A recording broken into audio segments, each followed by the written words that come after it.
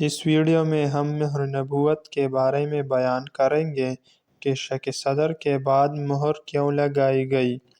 جب کسی شے کی حفاظت مقصود ہوتی ہے تو مہر لگا دیتے ہیں تاکہ جو شے اس میں رکھ دی گئی ہے وہ اس میں سے نکلنے نہ پائے۔ جواہرات بھر کر تیلی پر مہر لگا دیتے ہیں تاکہ کوئی موتی نکلنے نہ پائے۔ اس طرح آپ صلی اللہ علیہ وسلم کے قلب مبارک کو علم و حکمت سے بھر کر دونوں شانوں کے درمیان مہر لگا دی گئی تاکہ اس خزینہ سے کوئی شے ضائع نہ ہونے پائے۔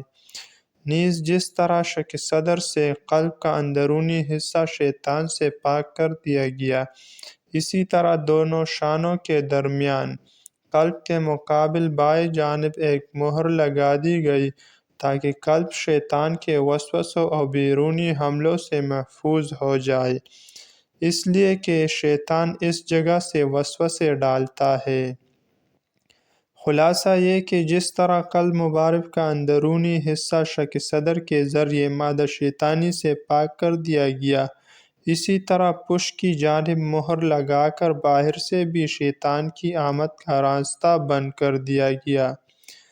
مہر نبوت کب لگائی گئی؟ بعض کہتے ہیں کہ مہر نبوت ابتدائی ولادت سے تھی اور علماء بنی اسرائیل آپ صلی اللہ علیہ وسلم کو اسی علامت سے جانتے تھے، اور بعض کہتے ہیں کہ شک صدر کے بعد مہر لگائی گئی۔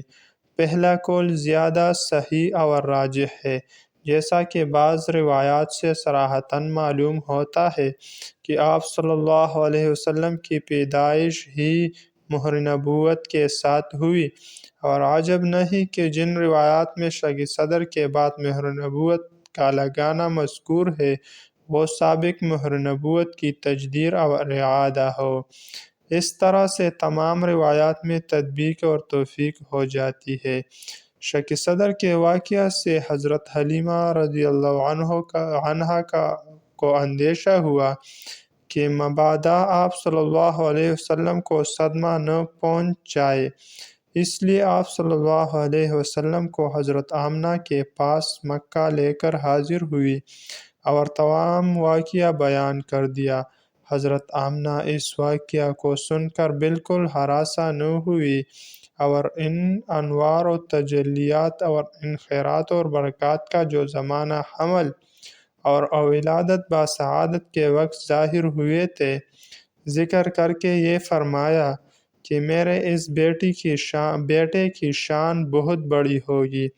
اس مولود تک شیطان کی رسائی ناممکن ہے، تم مطمئن رہو، اس کو کوئی تکلیف نہیں پہنچا سکتی۔ حلیمہ رضی اللہ عنہا اپنے گھر واپس ہو گئی اور آپ صلی اللہ علیہ وسلم اپنی والدہ ماجدہ کے پاس رہنے لگے۔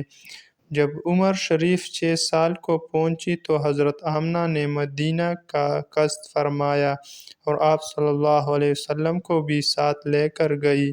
ایمن بھی آپ صلی اللہ علیہ وسلم کے ہمراہ تھی۔ 1 ماہ اپنے مکہ میں قیام کیا، پھر آپ صلی اللہ علیہ وسلم کو لے کر واپس ہوئی۔ راستہ میں مقام ابوا میں حضرت آمنہ نے انتقال فرمایا اور وہیں مدفون ہوئی۔ انا للہ و انا الیہ راجعون۔